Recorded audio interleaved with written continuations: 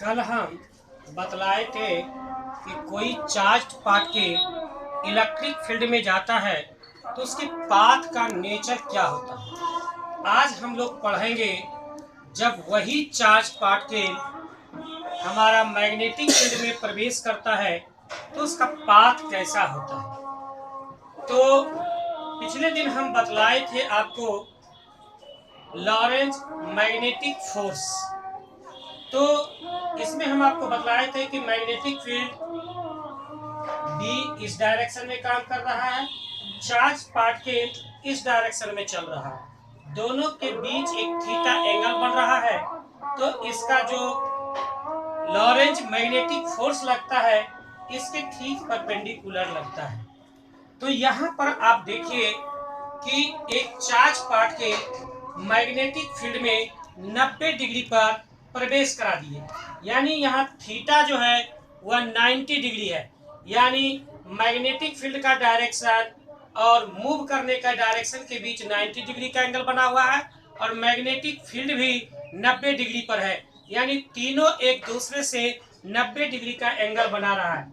तो जैसे ही यह प्रवेश करता है चार्ज पार्टिकल, वैसे ही वह एक फोर्स का अनुभव करता है, Lorentz magnetic force. F is equal to q भी vector V cross vector B। यह एक क्रॉस प्रोडक्ट है, इसको हम लोग लिख सकते हैं भी बी साइन थीटा, और Q पहले से ही है। यहाँ थीटा इजकल टू 90 डिग्री, क्योंकि हम 90 डिग्री पर चार्ज को प्रवेश कराए हैं, तो F is equal to q भी sine 90 degree. Sine 90 degree is equal to 1, तो F is equal to q भी बी। यह फर्स्ट इक्वेशन हो गया। तो यह जहां भी जा रहा है देख रहे हैं कि यह 90 डिग्री पर यह फोर्स लग रहा है, यानी सब एक सेंटर की ओर लग रहा है। इसका मतलब है कि यह सेंट्रीपिटल फोर्स प्रोवाइड कर रहा है। तो इसका पाथ जो होगा वह सर्कुलर होगा, और जब सर्कुलर होता है तो सेंट्रीपिटल फोर्स को हम लोग लिखते हैं mv²/r, जहां r रेडियस है सर्कुलर पाथ का। तो यह कितने के बराबर हो जाएगा? QVB।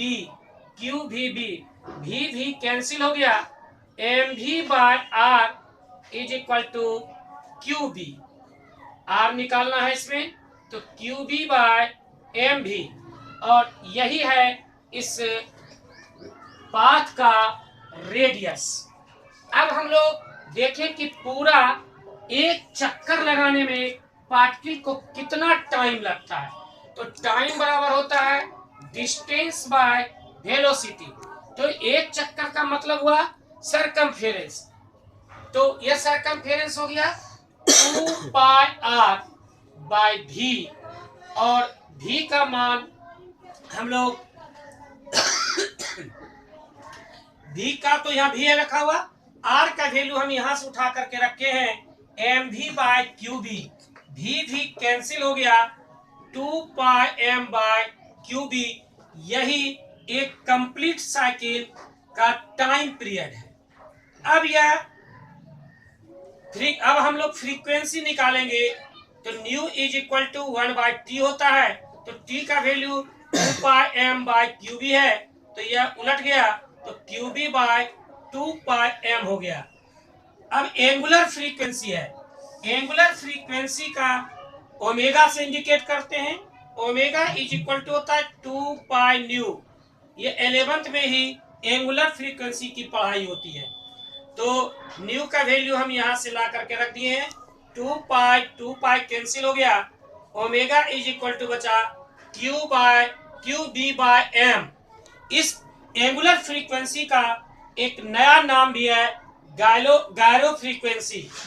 It is also called GYRO, gyro frequency. आज इतना ही आप पढ़ें, इसको बार बार पढ़ें, क्योंकि इससे साइक्लोट्रॉन हम लोग पढ़ेंगे।